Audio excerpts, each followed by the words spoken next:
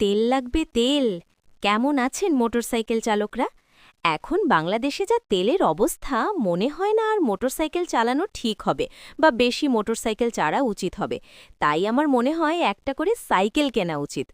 আর আমরা অনেকেই আছি বাড়ির কাছেই, সামান্য একটু একটু দূর, সেখানে হেঁটে যাই না, গাড়ি নিয়ে যাই। আমার মনে হয় সেখানে যদি আমরা একটু হেঁটে যাই তাহলে একটু তেল বেঁচে যায় এবং আমাদের শরীরের পক্ষেও খুব অনেক উপকার হয়। তো আমরা তো বাংলাদেশি, বাঙালি, অলস মানুষ, হাঁটতে চাই না। এটা হলো সরকার ফিলিং স্টেশন, পুরাতন বাসস্ট্যান্ড, দেবীগঞ্জ। এখানে তেল কিনতে এসেছি।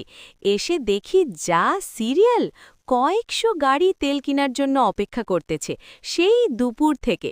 আবার কেউ অনেক আগেই তেল পাবো কিনা সন্দেহ। আমরা অনেকেই আছি সিরিয়ালে তেল নেওয়ার জন্য অপেক্ষা করছি, কিন্তু রাস্তার পাশ দিয়ে তারা দেরি করে এসে তেল কেনার জন্য সিরিয়াল নিচ্ছে। দেখা যাচ্ছে তার আগে তেল পাচ্ছে।